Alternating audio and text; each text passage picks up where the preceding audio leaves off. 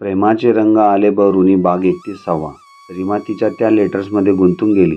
तिला खरंच वाटत नव्हतं तिची हट्टी वेडी ऋतू इतका सॉर्टेड विचार केव्हापासून करायला लागली ते. उत्सुकतेने तिने पुढे वाचायला सुरुवात केली. डेट डे, तुला मिस करते त्यातला रँडम कुठलाही. कबीर, आज स्टोरीबोर्ड बनवताना मला एक कॉन्सेप्ट आडला. Twilight mind. ऋषीला त्याच्या अपेक्षित असलेला अर्थ विचारला तर त्याने खूप सोप्या शब्दात समजवलं. एखाद्या वेळी मनाची अशी टेस्ट येते की त्याच्या एका बाजूला स्वप्न असतं आणि दुसऱ्या बाजूला सत्य. त्या अंधारतरी टेस्टमध्ये आपल्याला पूर्ण चॉईस असते काय हवं ते निवडायची. आणि मग ती निवडच आपली डेन्सिटी बनते. कबीर, मला वाटतं ही अवस्था हे टेस्ट ऑफ द माइंड मी अनुभवलं आहे आणि मी त्यात माझ्यासाठी स्वप्न चॉईस केलं आहे आणि आता तीच माझी डेन्सिटी आहे. या स्वप्नांच्या जगात फक्त आपल्या दोघांची पावलं एक एक करून पडत असतात. मी ती रिदम फक्त समजून घेते. मला आपल्या सावल्या फक्त दिसतात. मी त्यांची शांतता समजून घेते. पावलांना आणि सावल्यांना भाषा कुठे असते? बघ, माझे हे असं सतत चालू असतं. तुला शोधायला निघते. स्वतःपासून सुरुवात करून मी स्वतःपर्यंतच येते. कबीर, ही ट्विलाइट माइंडची अवस्था तुझी पण होते का रे? पुन्हा एक संध्याकाळ तुझ्या त्या थोड्या हेजल रंगाच्या डोळ्यात मी सोडून अंगभर लेपटून घ्यावी असं वाटतं. तुला देते का आवाज एक तरी संध्याकाळ? नाही ना? पक्क ठाऊक आहे ना? मला तरी तुझीच मी. डेट डे, तुझ्या माझ्या हातातून सुटलेल्या दिवसांपैकी असाच एक. कबीर, आपल्या आवडीचं काम असलं की थकवा जाणवत नाही म्हणतात ते खरं आहे. हा प्रोजेक्ट माझ्या करिअरला नाही तर आयुष्याला देखील वेगळी दिशा देतोय. ऋषी आज म्हणाला, तुला कामात सतत बेस्ट देण्याचा नवीनच फितूर चढला आहे. मी त्याला तेव्हा हसून टाळला, पण हा फितूर अजूनही पाठ सोडत नाही आहे. हो, कामाचा एक फितूर एक फैल चढते आणि त्या धुंदीत राहणं आताशा आवडू लागलं आहे. कारण काही रंगीत आठवणी विसरायला त्याहून गर्द कॉन्सन्ट्रेट धग हवं आहे, तेही आयुष्यात. कबीर, तू आयुष्यात येण्यापूर्वी काही प्रिशियस मुमेंट ज्यांना मला वाटत होतं एखाद्या अमूल्य हिऱ्याची जडाडी आहे ते निव्वळ काचेचे चमकणारे तुकडे ठरले. लहानपणी मी पानांवरचे दवय मोती समजून खूप वेळा जसेच्या तसे बोटांवर उतरून घ्यायची प्रयत्न करायची, पण प्रत्येक वेळी त्याच पाणी होऊन बोटं ओलसर व्हायची. तसेच काहीसं झालं आहे आता. त्यामुळे आता हा कामाचा फितूर मला जास्त आवडतोय. यात मी सगळं विसरते. बाय द वे, तुझा फितूर काय आहे? तुझं काम हे तुला सगळ्यात जास्त प्रिय आहे माहिती आहे, पण अजूनही शांततेत एखादी बंदिश ऐकत स्वतःला विसरून जातोस का? अजूनही एकटेपणाला सोबत म्हणून सिगरेट ओढतोस का? मला नाही आवडत. खूप काही बदललं असेल नाही या 6 महिन्यात? कबीर, मी आहे का रे तुझ्या आठवणीत अजूनही? नाही म्हणजे तू मला आठवणीत ठेवावा हा माझा आग्रह नाहीच आहे मुळी. फक्त एखाद्या संध्याकाळी एकटं असताना माझी तुझी पुसरट आठवण तरी असेल ना रे तुला? कबीर, आता हे असं आयुष्यभर तुझं प्रेम गृहीत धरून तुला रोज अनपोस्टेड लेटर लिहिण्याचे हे जे वेळं काम मी हाती घेतलंय त्याला काय नाव देऊ? फितूर की माइंडनेस? तुझीच मी.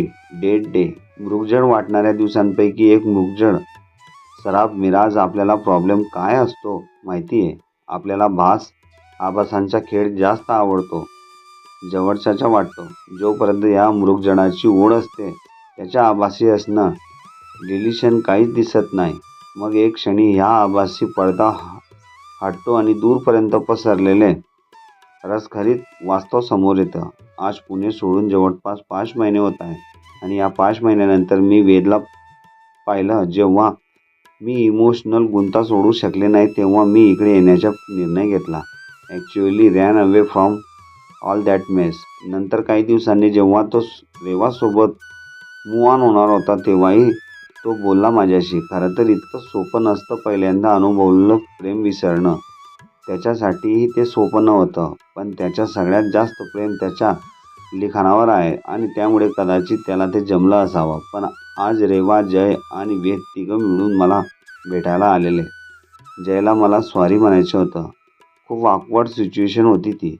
वेदने त्याची मितवा कादंबरी पूर्ण केली आणि ती पब्लिश करायला अगोदर माझ्याकडून एक NOC फॉर्म त्याला साईन करून हवा होता.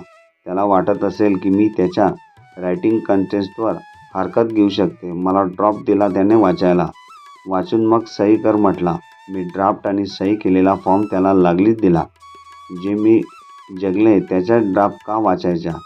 आणि जे काही काल्पनिक असेल त्याच्याशी माझा काही संबंध नाही. मी इतक्या सहजपणे सही केली याचे रेवा आणि जयला खूप आश्चर्य वाटलं. असेही त्यांचा माझ्यावर कधीच विश्वास नव्हता. एनिवे, वेद कॉपीराईट म्हणून खूप साऱ्या ब्रँडच्या प्रोडक्टवर काम करतो हे ऐकून छान वाटलं. तो एवढा टॅलेंटेड आहेच. वेद. माझं आयुष्य व्यापलं होतं या शब्दाने. त्याच्या त्या गोड डिंपल, त्या डिंपलहून त्याचं गोड रोमॅन्टिक बोलणं, त्याच्यासोबतचे प्रेशियस मुमेंट, हे सगळं विसरणं न त्याला शक्य आहे न मला पण. त्या आठवणींना आता शब्दांचा वास येतोय. ते सगळं प्रसंग माझ्या सकट पुस्तकांच्या पानात जाऊन बसतंय, हसतंय माझ्यावर. तो माझ्याजवळ जरी आला तरी मी ब्लश व्हायचे. ती माझ्या गालांवर चढणारी लाली माझ्या नकळत कागदांवर उतरली गेली. माझ्या त्याच्यासाठी पॉझिटिव्ह होण्यात, त्याच्या तोंडून आय लव्ह यू ऐकण्याच्या बेचैनीने कादंबरीचं पान भरली जात होती. वेद, तुझं प्रेम खोटं नव्हतं, पण मी प्रेमाच्या शोधात नव्हते रे वेद. मला प्रेमातल्या त्या थ्रस्टची ओढ होती जी नात्याला परिपूर्ण बनवते. तू तुझ्या कथेला आकार देताना मला सतत विस्कटून ठेवलं होतंस. वेद, त्या रात्री कबीर सोबत नसतात तर असो. जाताना एकट्यात गाठून मला रेवाने अगदी भरलेल्या डोळ्यांनी एक रिक्वेस्ट केली. प्लीज, जमलं तर मुंबई ब्रांचला ट्रान्सफर मागून घे. 1 महिन्यात तुझा प्रोजेक्ट संपेल. तू परत पुण्याला येणार. जर वेद ती पुढे बोलू शकली नाही, पण मला समजलं तिला काय म्हणायचे होते ते. खरंच प्रेम माणसाला इन्सिक्युअर करतं. मी त्यावेळी काहीच बोलले नाही, काहीच सुचलं नाही. खरं तर तिला असुरक्षित वाटण्याचं काहीच कारण नाही. त्याच्या प्रेमाला मैत्रीचे स्ट्रॉंग फाउंडेशन आहे. मिकाने मागे सिंगापूरला 1 वर्षाची ॲडव्हान्स ॲडव्हर्टायझिंग इंटर्नशिप आहे, ती करणार का म्हणून विचारलं होतं. मला वाटलं त्यासाठी हो म्हणायचं वेळ आलीच तरी. खरंच time is the best solution असं म्हणतास ते काही खोटं नाही. वेद खूप स्टेबल आणि कन्स्टंट वाटला. नव्याने गवसलेल्या प्रेमामुळे की मितवामुळे की मिकारी पब्लिश करतो या आनंदामुळे माहिती नाही, पण त्याला त्याचा मार्ग सापडला ही आनंदाची गोष्ट आहे. आणि मी माझेच भावना विचारांच्या धुक्यात चाच पडतंय. मांजा तुटलेल्या पतंगासारखी हेलकावते, नेईल तिकडे वाद जाते.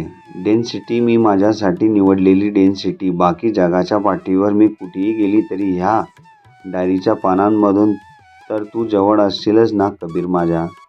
माझीच नसलेली मी डे तुला कधीच कळला नाही असा कुठलाही कबीर. ज्या गोष्टीपासून आपण दूर पडण्याचा प्रयत्न करतोय ती का पुन्हा पुन्हा आपल्यासमोर येत असते. कबीर, मी खूप प्रयत्न करते स्वतःला सावरून ठेवायचा, पण काही क्षण माझ्या हातात नसतात रे. आज ध्यानीमनी नसताना सहेला रे ऐकलं. मी पुन्हा एकदा स्वतःला हारून बसले. हा एक शब्द माझ्या आयुष्यातलं पर्पल ड्रीम आहे. खूप सरेन तरीही न पुसनटणारं. कारण असे किती क्षण आहेत माझ्याकडे तुझ्या आठवणींचे. अगदी थोडे म्हटले तरी काहीच नाही, पण सैलारे म्हटलं की ते क्षण अमर्यादात होतात, गोठून जातात. आणि तू आणि भेटलास का हा प्रश्न मी वैतागून त्या दरम्यान हजारदा स्वतःला विचारला असेल. पण आज मी खूप वेळ आहे कुठला तरी अशा शब्दात सांगून असलेल्या माझ्या आयुष्याला अवखळत वळण न बदलता स्वतःला सोबत वाहत घेऊन जाण्यासाठी तू आलास. मला दिशा सापडली तोपर्यंत निघूनही गेलास. कबीर, मी म्हणते स्वतःला रोज दाटवते की तुझ्याशिवाय राहण्याची शिक्षा हेच सगळ्या चुकांवरचं प्रायश्चित आहे का? पण एखादा असा दिवस येतो की मोठ्या मुश्किलीने जोडलेल्या संयमाचे तुकडे विरघळून जातात. तू आठवला रे, खूप जास्त आठवतोय तू मला आता.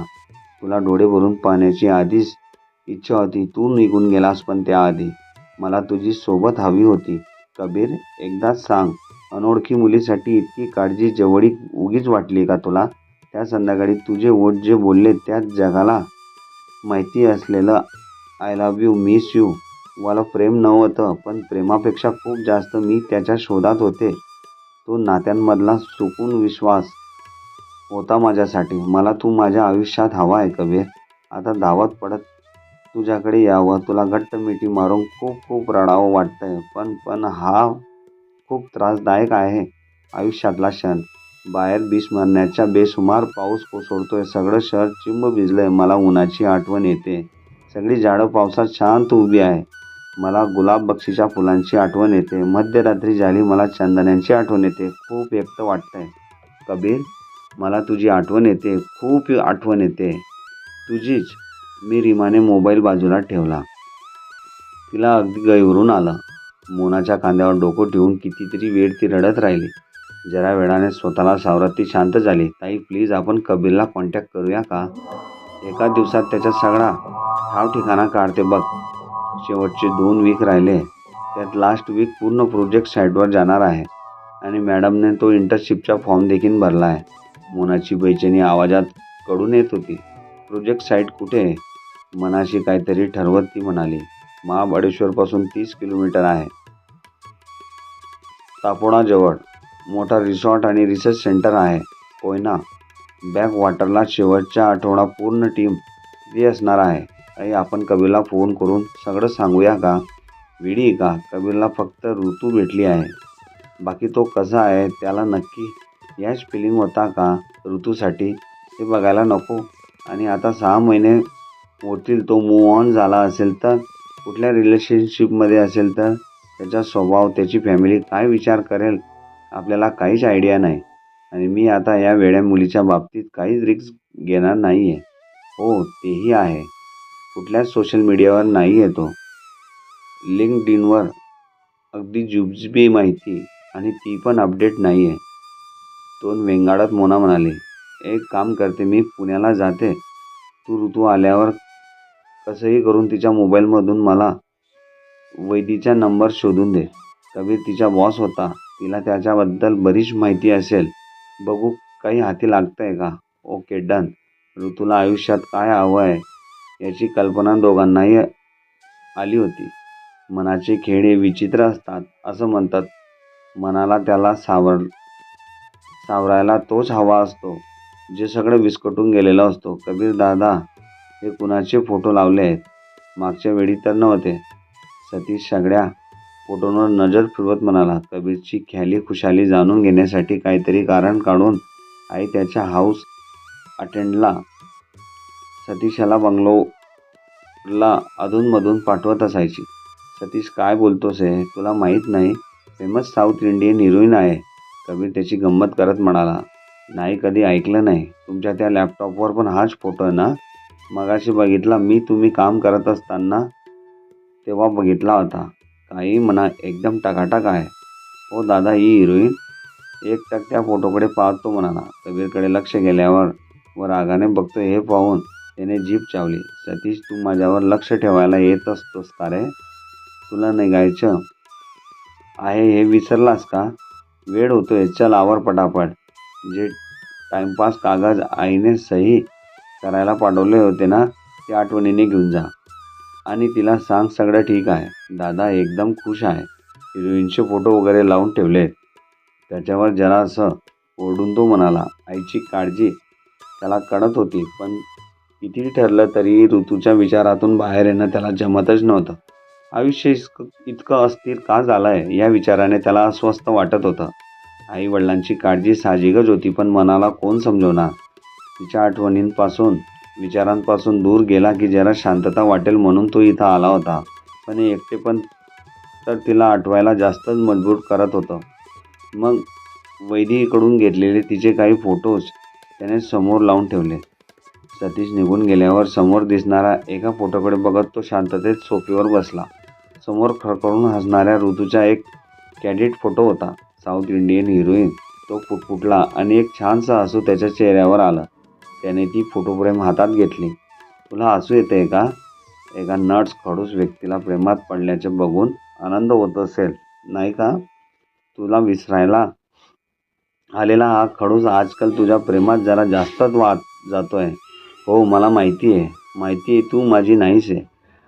आताही जिथं असतील तुझ्या प्रेमासोबत खुश असेल. अशीच खुश राहा. पण त्या प्रवासात माझ्यासोबत असलेली ऋतुजा माझी होती. असेल ऋतुजा ना ऋतू, ओरिजिनल अगदी प्युअर असलेली, फक्त माझी असलेली ऋतू. हे समोर तुझे फोटो लावून ठेवलेले. वाटलं होतं समोर असशील तर थोडी हुरूर कमी होईल, पण जरा जास्तच आठवायला लागलीस यार. हे तुझे डोळे जीव घेतात. आणि हे असं क्यूटसं खडखडून हसलं म्हणजे माझ्या कामात लक्ष लागेल का? म्हणजे आता सतत तुझ्या या नॉटी आईचा पारा ते काम करू देणार नाहीत मला आता. तुला माहिती मागच्या विकेंडला मित्रांसोबत डोडाबेट्टा पीकला गेलेलो. एक मित्र आहे प्रसन्ना, त्याने एक खूप भन्नाट पॉईंट दाखवला. त्याच्या मते ती विशिंग व्हॅली आहे. त्या पॉईंटवरून त्या व्हॅलीचा नजारा इतका सुंदर आहे की बाकी माहीत नाही, पण पृथ्वीवर स्वर्ग बघण्याची इच्छा आपोआप पूर्ण होते. तो म्हटला, इथे डोळे बंद करून बसा. जे काही पहिल्या क्षणाला बंद डोळ्यांआड दिसेल आणि जर त्याच वेळी तुमची फिलिंग अगदी सच्ची असेल तर तुमची ती इच्छा पूर्ण होईल. आम्ही त्याला खूप हसलो, खूप चिडवलं. कुणाला टाटा अंबानी बनायचे होतं तर कुणाला अजून काय. सर्वांना माहीत होते हे मनाचे खेळ असतात. त्याच्या समोरच्या व्हॅलीमध्ये नजर जाईल तिथपर्यंत धुकं आणि त्यात चंदेरी रंगाचे ढग उतरलेले होते. डोळ्यांनी स्पर्श केला तरी त्यांच्या मऊपणा, थंड स्पर्श जाणवेल इतके जवळ होते ते. अंधार तरी आभासी. आता माझ्याच घे. माझ्या शब्द डोळ्यांआड काय आला असेल, मला त्यात काय दिसलं? तू माझ्या मिठीत आहे. तुझे मोकळे केस वाऱ्याने उडून डोळ्यांवर येतात. तू सावरत नाही. मग मी ते हलकेच बाजूला करतोय. रडून डोळे शिंडल्यासारखे वाटतायत पण अगदी शांत दिसतायत. चेहऱ्यावर जरासा हसू. तुझ्या श्वासांची लय मला जाणवते. इतक्या जवळ आहेस. ओठांना ओठांशी खूप काही बोलायचे आहे. तुझे गाल हलके हलके ब्लश झालेले आणि तू लाजून नजर चोरलेली. ऋतू, हे स्वप्न खरं करण्याची ताकद कुठल्याच विशिंग व्हॅलीकडे नाही आहे. तुझं आयुष्य तुझ्या मनाप्रमाणे तुझ्या खऱ्या प्रेमासोबत असावं. शेवटी एवढंच मागितलं. सगळी स्वप्न पूर्ण व्हायला हवी हे गरजेचे नाही. अपूर्ण अर्धवट स्वप्न पूर्ण होण्याच्या अपेक्षेने नेहमी जवळ राहतात. ती हुरूर जिवंत राहते. ती कशीच दगदगत राहते. ऋतू, कोणी सांगावं कुठल्या तरी समांतर जगात तू माझी असशील, फक्त माझी. तिथे ना तुझं हे निखळ हसू मी असंच जपेन. बाबू सोना टाईप कदाचित नाही जमणार मला, पण तुझं खोटे खोटे क्यूटचे नखरे त्यावर जीव ओवाळून टाकेन. ऋतू, तुझ्या वाऱ्याशी बोलणाऱ्या केसांना त्या दिवसासारखा सल बंद बांधून गप्प करायच्या. तुझ्या बोलक्या डोळ्यांना गर्द काजळ लावून गप्प करायच्या. फुलपाखरासारखी बागडत असतेस. तुला आवडणाऱ्या गुलाब बक्षीच्या फुलांशी बोलत असेल. कदाचित तुला मिठीत घेऊन गप्प करायचं. तुला खूप प्रश्न पडतात. तुझ्या ओठांना गप्प करायचं. पर ऐसा ना तो अच्छा है. इन बातों में क्या रखा है. मुझमें ऐसी उम्मीद न दो. तो फोटो तसाच जवळ होता. तरीही समोर असणाऱ्या अजून एका फोटोकडे बघत पुटपुटला तो. जादू भरी आंखों वाली सुनो, तुम ऐसी मुझे देखा ना करो. डोळे भरून आले होते. आवाज जड झाला होता. झोपेशी तर बिनसलं होतं, पण एकच फक्त स्वप्न उघड्या डोळ्यात उतरलं होतं. ते म्हणजे विशिंग व्हॅली जवळ रेशमी धुक्याने जवळ ढगांनी ढकलेली. काहीसं तिच्याशी बरंचसं स्वतःशी बोलत त्याचा डोळा केव्हा लागला त्याला कळलं नाही. अजूनही फोटो तसाच होता त्याच्या मिठीत. वैदीशी बोलून सकाळी भेटायचं ठरलं होतं. अभय आणि रीमा ठरलेल्या वेळेच्या आधीच येऊन कॅबमध्ये तिची वाट बघत थांबले होते. तिच्याकडून थोडीशी का होईना पण कबीरबद्दल माहिती मिळावी ही आशा त्यांना होती. रीमा बेचैन होती. अभयला तिची अवस्था कळत होती. तिच्या हात हातात घेऊन सर्व काही ठीक होईल म्हणून त्याने धीर दिला. रीमाने पुन्हा तिला फोन करून कुठं बसलोय वगैरे सांगितलं. ती येते ना हे कन्फर्म करून घेतलं. जरा वेळाने वैदी आली. रीमाताई. वैदीने जरा शांततेपणे विचारले. हो. रीमाला तिला वेळेत आलेलं बघून हायचं वाटलं. रीमाने अभयशी ओळख करून दिली. कॉफी, ब्रेकफास्ट आणि जरा कॅज्युअल गप्पांनी अभयने बोलण्यातला अवघडलेपणा दूर करण्याचा प्रयत्न केला. मग रीमाने बोलायला सुरुवात केली. सॉरी वैदी, आज तुझ्या काही प्लॅन असेल. आम्ही डिस्टर्ब करतोय तुला. अरे नाही ग ताई, बोल ना. वैदी, काल तुला म्हटलं ऋतुजाला सरप्राईज द्यायचं. त्याविषयी बोलायचं, पण ॲक्च्युअली मला तुला कबीरबद्दल विचारायचे होते.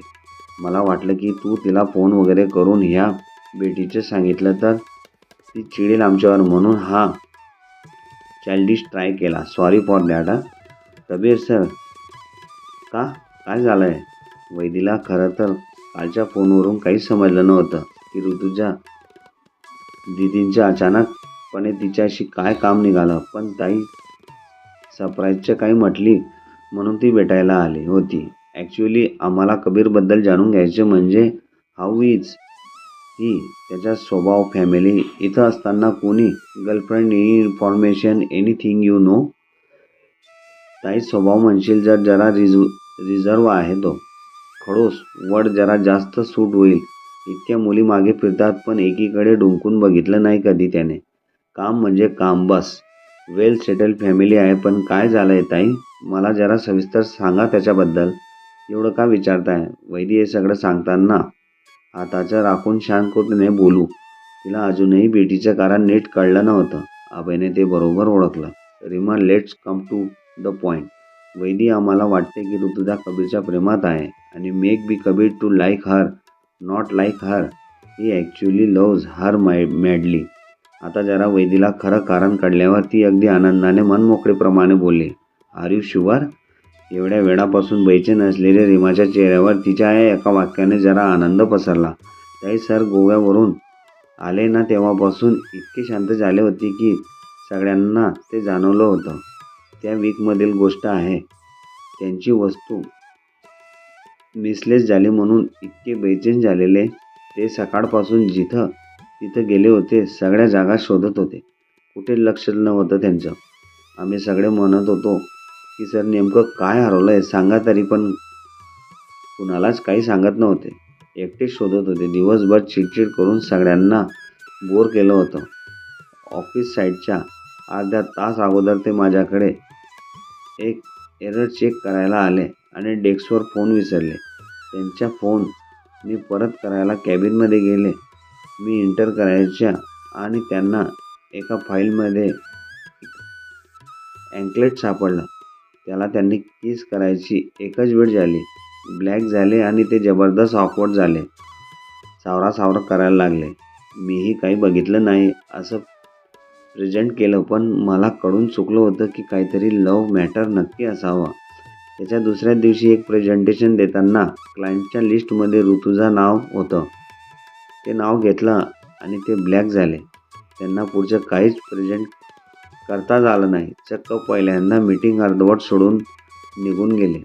माझ्या ऋतूशी बर्थडेच्या रात्री बोलणं झालं होतं. ती सरांबद्दल विचारत होती. म्हणजे ते दोघे भेटले होते हे मला माहीत होते, म्हणून मला त्यांचं ब्लॅक होणं ऋतुजा या नावामुळे असेल याची पक्की खात्री होती. मी नंतर काही फाईल चेक करायला घेऊन गेले. त्यांच्या कॅबिनमध्ये तर शून्यात नजर लावून बसलेले ते होते. मी तर आहेच. अगो मी पटकन विचारलं त्यांना की ऋतुजा नावामुळे ब्लॅक झाले ना तुम्ही सर? तर आवडेविडे न घेता हो म्हटले. नंतर इतके दिवस टाळाटाळ असेल. बंगलोरचा प्रोजेक्ट ॲक्सेप्ट करून निघून शिफ्ट व्हायचा निर्णय घेऊन मोकळे झाले. जाताना माझ्याकडून फक्त ऋतूचे काही फोटो घेतले आणि एक प्रॉमिस केलं की मी ऋतूला याबद्दल कधीच सांगणार नाही. तिने उत्साहात सगळी माहिती सांगितली. काय सांगू, किती सांगू असं तिला झालेलं. काय वेडी लोक आहेत यार ही, अभयनं राहून म्हणाला. पण ताई सर तर म्हटले होते की ती एंगेज आहे. मग लॉक स्टोरी जाऊ दे. डोक्याला हात मारत ती म्हणाली. अगं जाऊ दे काय, ती एंगेज आहे हा विचार करूनच तर ते निघून गेले ना. तसं नसेल तर किती भारी होईल. आणि ताई तू त्यांच्या मामला पण भेट दे. त्यांच्या आईला खूप सगळं माहिती असेल सरांबद्दल. तुला माहिती आहे मीच नाही तर आमच्या अख्ख्या फिमेल स्टाफ वेडा आहे कबीर सरांसाठी. मुली वेड्या आहेत त्यांच्यासाठी. What a personality man. Young, angry, dashing, handsome आणि आपली फुलराणी थोडीशी तोड आहे सरांच्या. काय अमेझिंग जोडी दिसेल यार. बर्थडे डेटसुद्धा एकच आहे दोघांची. लवकर आयुष्यात ये ओ बाबा. वेदचा चेहरा जातो आनंदाने फुलला होता. होप सो अजूनही कबीरचे प्रेम असेल तिच्यावर. रीमा जरा सांकश होती. होप सो नाही, 100% खात्री आहे मला. खरं तर मला सरांसाठी खूप वाईट वाटलं की ह्या माणसाला प्रेम व्हावं, तेही कधीच न मिळण्यासाठी. पण मला खात्री आहे ते ऋतूवर अजूनही तेवढेच प्रेम करत असतील. मला त्यांच्या घरचा नंबर मिळेल का? मी तुला त्यांच्या रेसिडेन्स आणि पर्सनल नंबर देते. ॲड्रेसही मिळून जाईल ऑफिसमधून. सगळे डिटेल्स उद्या ऑफिसला गेल्यावर व्हॉट्सअप करते तुला. हो चालेल. काल काल फोन केलेला त्याच नंबरवर कर आणि खूप खूप मोठा थँक्स तुला. काय गत आहे, मला माहीत असतं ना की ऋतू एंगेज नाही. मीच तिला अप्रोच केलं असतं. प्रॉमिस गेलं खड्ड्यात. पण तिने नंतर कधी मला त्याच्याबद्दल विचारलं नाही की विषय काढलाही नाही त्या गोष्टीचा. मुंबईला जाते एवढेच ग्रुपवर बोलणं झालेलं. त्यानंतर काहीच कॉन्टॅक्ट नाही. म्हणून एवढे दिवस वेस्ट झाले. काही मदत लागली तर सांग, मी आहे. Thanks dear. Thanks a lot. वैदीलाही भेटून एक रीमाच्या बऱ्याच शंका दूर झाल्या होत्या आणि आता पुढे काय करायचे हे अभय आणि रीमाने पक्क केलं. त्या दिवशी रीमा आणि अभय कबीरच्या घरी पोहोचले तेव्हा बऱ्यापैकी संध्याकाळ झाली होती. या बसा. दुपारी तुझा फोन येऊन गेल्यापासून सारखी चलबिचल चालू होती. कधी एकदाची भेटते तुला असं झालेलं. मी आसावरी सरदेसाई साई आणि हे कबीरचे बाबा सत्यजित देसाई. तुम्हाला भेटायची उत्सुकता होती. आंटी, बाय द वे हा माझा मित्र अभय. नमस्ते आंटी. नमस्ते अंकल. अभयला त्यांच्या वागण्या बोलण्यात प्रचंड आपुलकी जाणवत होती. बेटीचे जरी दडपण आलं होतं ते जरा विसरल्यासारखं झालं. बसा. खूप बरं झालं तुम्ही आला. आता काही गोष्टींची गुंता तरी सुटेल. एक दीर्घ सुटकारा टाकत कबीरचे बाबा म्हणाले, आंटी ॲक्च्युली मला ही काही गोष्टी क्लिअर नाही म्हणून मी माझ्या घरी अजूनही काही सांगितलं नाही. कबीरच्या आई बाबांना भेटायला रीमा आणि अभय दोघेच आले होते. अजूनही त्यांच्या घरी काही सांगितलेलं नव्हतं. It's absolutely okay. No problem. आता नेमकं काय चालू आहे दोघांच्या आयुष्यात ते अगोदर जाणून घेणं महत्त्वाचं होतं. मला सांग, ऋतुजाची जर एंगेजमेंट होणार होती ना? कबीरनं तसं सांगितलं होतं मला. तिला या प्रश्नाचे जरा अवघडल्यासारखं झालं, पण त्याची आई अगदी मैत्रीण असल्यासारखी विचारत होती त्यामुळे तिला जरा धीर वाटला. तिने त्यांना समजेल असं थोडक्यात त्यांच्या फॅमिलीपासून, तिच्या डिवॉर्सबद्दल आणि अभयशी होणाऱ्या एंगेजमेंटबद्दल अगोदर सगळं सांगितलं. मला वेदच्या आणि तिच्या ब्रेकअपबद्दल सांगितलं. त्याही विचारात पडल्या. आंटी, ऋतुजा जरा अल्लड आहे.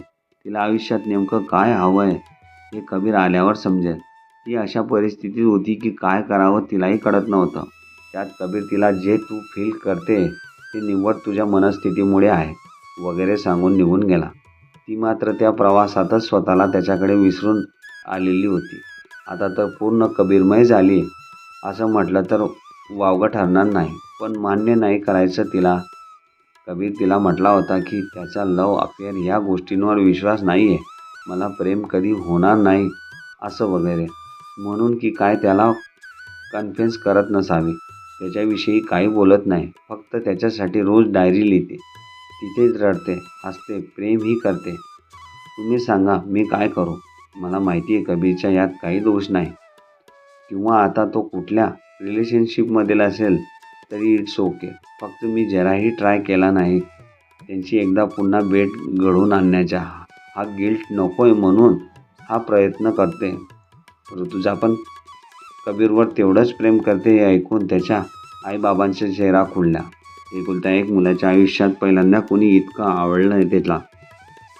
त्याच्या मनापासून प्रेम असताना ते पूर्णत्वाला जाऊ शकत नाही याचे त्यांनाही वाईट वाटत होतं. तो बंगलोरला किती एकटा आणि उदास असेल याचीही त्यांना कल्पना होती. पण ते ठरवून देखील काहीच करू शकत नव्हते. आणि आता एकदम सगळे निराशाने डग हळूहळू हटणार ह्या जाणीवेने ते खुश झाले होते. शेवटी काय तर दोघेही वेडे झाले आहेत. हा आमचा हिरो कबीर वेडा आहे तिच्यासाठी. पहिल्यांदा तिला पाहिलं तेव्हाच प्रेमात पडला होता म्हणतो. इतका तुरसा होता मुलींच्या बाबतीत. ते कपल, गर्लफ्रेंड, बॉयफ्रेंड फार तिटकारा यायचा त्याला. काम सोडून लोक फालतूपणा करतात असं म्हणायचा. आणि गोव्यावरून आला, ऋतुजाला काय भेटला, पूर्ण बदलला. बंगलोरला जाण्यापूर्वी अगदी कुशीत शिरून रडला होता तिच्यासाठी. मी म्हटलं होतं त्याला, इतकं प्रेम नको करू की ती आहे त्याची राहू शकणार नाही. बघ तेच झालं. पण आंटी, या 5-6 महिन्यात काही बदललं असेल तर आय मीन तो तिकडे कुणाच्या प्रेमात वगैरे. कबीर त्यांच्या इमोशन बाबतीत खूप सोसंड आहे. आता ऋतुजाशिवाय कुणालाही जागा नसेल त्याच्या हृदयात. आमच्या फॅमिली अटेंडर आहे सतीश म्हणून त्याला मी NGOच्या कामासाठी पाठवलं असं म्हणून कबीरची चौकशी करायला पाठवत असते अधूनमधून. आत्ताच सतीश बंगलोरला त्याच्याकडे जाऊन आलेला. म्हणत होता की पूर्ण फ्लाईटमध्ये कुण्या साऊथ इंडियन हिरोईनचे फोटो लावले आहेत दादांनी, ते नक्की ऋतुजाचेच असावे. कबीरने त्याला वेड्यात काढलं होतं हे पाहून हसू आलं, पण तेवढा टेन्शनही आलं होतं की याच्या या प्रेमाच्या पुढे काय भविष्य असणार. मी स्वतः तिचा नंबर शोधून तिच्याशी बोलणार होते की याला एकदा समजावून सांग. इतकं मला आता असह्य झालं होतं म्हणून तुझा फोन आल्यावर तू ऋतुजाची बहीण बोलते हे ऐकून मला इतकं रिलॅक्स आणि शांत वाटलं की चला काहीतरी मार्ग निघेल. हे खरंच खूप विचित्र झालं आहे. आता त्यांना फोन करून बोलावून घेऊ आणि सोक्षमोक्ष लावूया.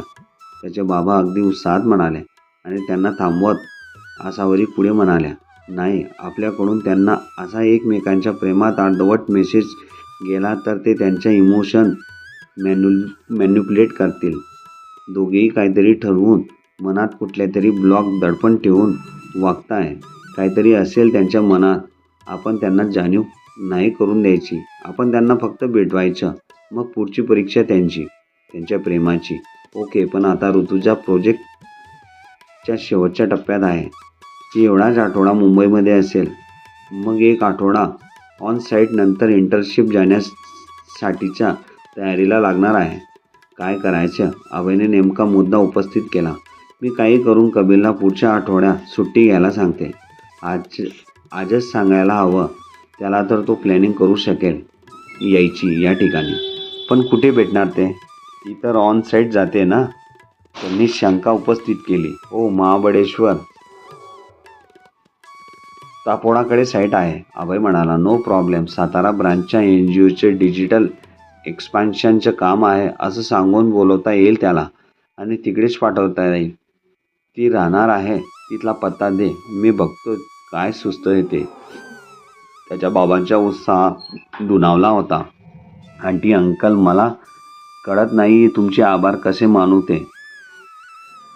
देवाला हीच प्रार्थना करते की लवकर मी माझ्या आई वडिलांना घेऊन तुम्हाला भेटायला येण्याची शुभ प्रसंग येऊ.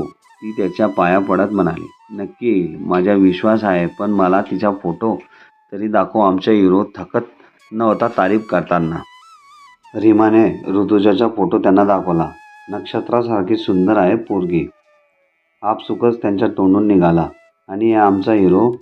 जिन्याच्या बाजूला असणाऱ्या भिंतीवर त्याचे खूप फोटो होते. रीमा आणि अभय बघतच राहिले. अगदी मेड फॉर इच अदर आहे. रीमा भरून आलेले डोळे पुसत म्हणाली, आपण एवढं ठरवतोय पण देव त्यांना प्रेम व्यक्त करायची सद्बुद्धी देवो हीच अपेक्षा आहे. आईचे मन मुलीच्या आनंदासाठी झटत होतं. एकदम आलेल्या आनंदाला गालबोट लागायला नको एवढंच त्यांना वाटत होतं.